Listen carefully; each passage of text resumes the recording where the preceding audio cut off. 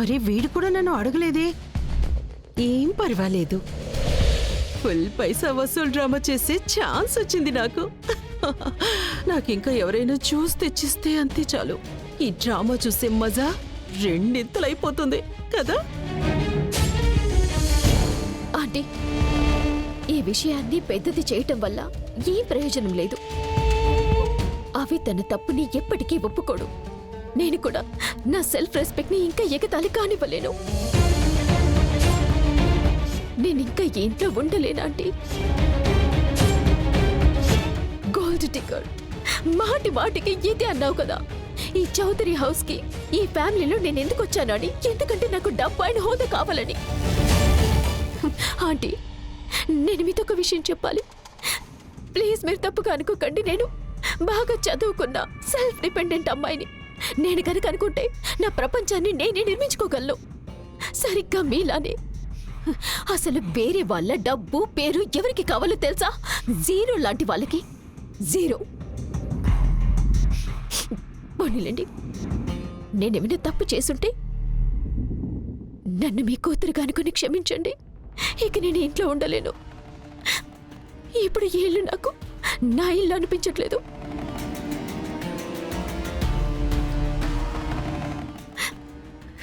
ఆగు కరిష్మా.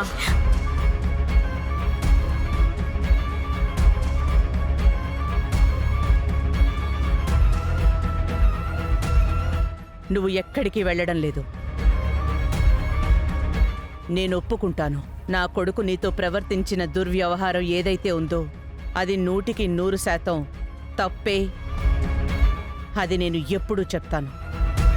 అందుకే నా కొడుకు చేసిన ఇలాంటి నీచమైన పనికి నేను చంద్రికాదేవి చౌదరి చేతులు జోడించి నీకు క్షమాపణ చెప్తున్నాను.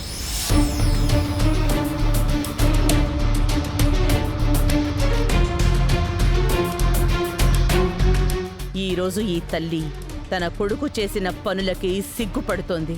ఆంటీ, మీరిలా చేతులు జోడించి నేను సిగ్గుపడేలా చేయకండి ప్లీజ్. నీ కోపం రావటం చాలా సహజమే. మా చౌదరి కుటుంబంలో ఏ ఆడపిల్లకి అవమానం జరిగినా తట్టుకోలేము.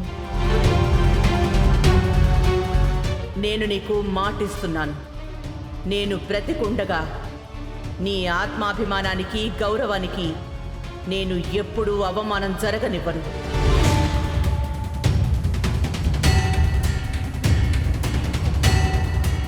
కల్పన, ఇక్కడి నుంచి వెళ్ళొద్దు. ఆంటీ ప్లీజ్, నన్ను ఆపకండి. ఎవరన్నా లేకపోయినా నాకు నీ మీద పూర్తి నమ్మకం ఉంది.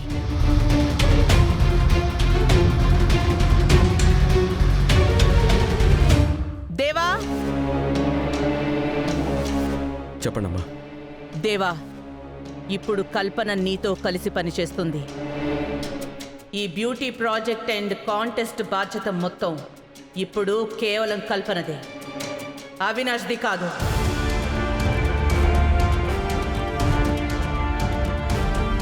ఈ రోజు నుంచి అవినాష్ కల్పన కిందే పనిచేస్తాడు. కల్పన అవినాష్కి బాస్ అవుతుంది. అలాగే డైరెక్ట్గా తనకే రిపోర్ట్ చేయాలి.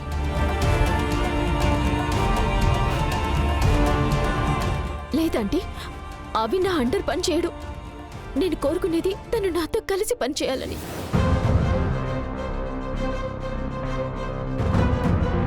చూసావా అవినాష్, ఇంత జరిగిన తర్వాత కూడా కల్పన అన్నీ మర్చిపోవడానికి సిద్ధంగా ఉంది.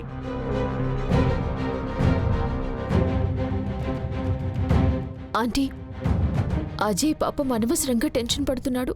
ఈ రోజు కనుక తను నిజం చెప్పకపోయింటే ఏమై ఉండేదో ఏమో. మనం తనని పంపించేద్దామా?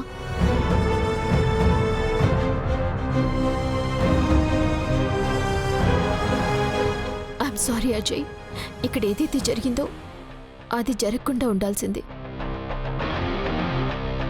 ప్లీజ్ బయట ఎవరికి ఏమీ చెప్పొద్దు.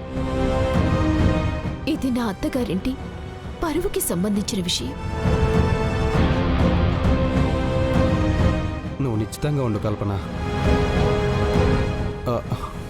నేను అసలు ఇంత పెద్ద తప్పు ఎలా చేసానో ఏంటో.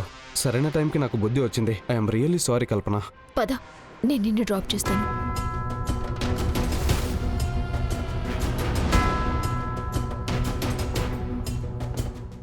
ఏ పిల్ల, నువ్విక్కడ నిలబడి ఏం చేస్తున్నావు? ఇక్కడ ఏమైనా సినిమా నడుస్తుందా ఏంటి? అయినా నువ్వు కూడా అవితో పాటు వాడి అబద్ధానికి వంతు పాడేవు కదా. హ్మ్. మరి నీకు కూడా శిక్ష పడి తీరాలి కదా. ఆంటీ రండి కూర్చోండి. ప్రస్తుతానికి నువ్వు ఇక్కడి నుంచి వెళ్ళు. వెళ్ళు.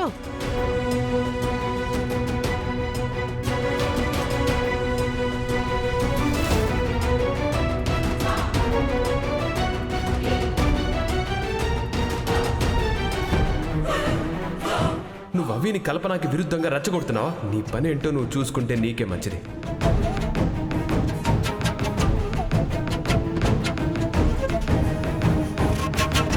వసు, మర్యాదగా నిజం చెప్పు. అవి ప్లాన్ గురించి నీకు ముందే తెలుసా? తను ఇదంతా చేయబోతున్నాడని నీకు తెలుసా? లేక నువ్వు కూడా తన ప్లాన్లో భాగమేనా? అన్నయ్య, నువ్వు ప్లీజ్ వసుని ఏవి అనొద్దు. నేను నిన్ను రిక్వెస్ట్ చేస్తున్నాను. ఏం చేసినా నేను చేశానో తప్పంతా నాదే. తన మధ్యలో తీసుకురావద్దు. అలాగే నేను నీకు మాటిస్తున్నాను, ఇక మీద ఇలా ఏం చేయను. ప్లీజ్ తన్ని వెళ్ళనివ్వు.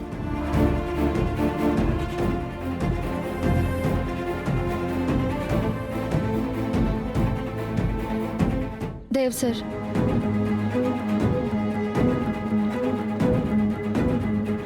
మిమ్మల్ని ఒక విషయం అడుగునా? బహుశా మీకంటే బాగా అవిసార్ గురించి ఎవరికి తెలియదేమో కదా? అవును. ఎందుకు? ఆయన చిన్నప్పటి నుంచి అబద్ధాలు చెప్తూ ఉన్నారా? అవిసార్ ఎప్పుడూ చెప్తూ ఉంటారు, మా అన్నయ్య నా భగవంతుడు అని. నేను తనకెప్పుడు అబద్ధం చెప్పను అని. కానీ ఈరోజు నాకు అనిపిస్తోంది ఆయన ముందు నుంచి అబద్ధాలే చెప్తూ ఉన్నారేమో. పైగా ఆయన చెప్పిన అతిపెద్ద అబద్ధం ఏంటంటే ఆయన మీతో ఎప్పుడూ అబద్ధం చెప్పరు అని. అవిసార్ అబద్ధాల కోరు, పెద్ద అబద్ధాల కోరు. అన్ని అబద్ధాలే చెప్తారు. Stop it Vasu. అవి నాతో ఎప్పుడూ అబద్ధం చెప్పలేదు, ఇక మీద కూడా చెప్పడు.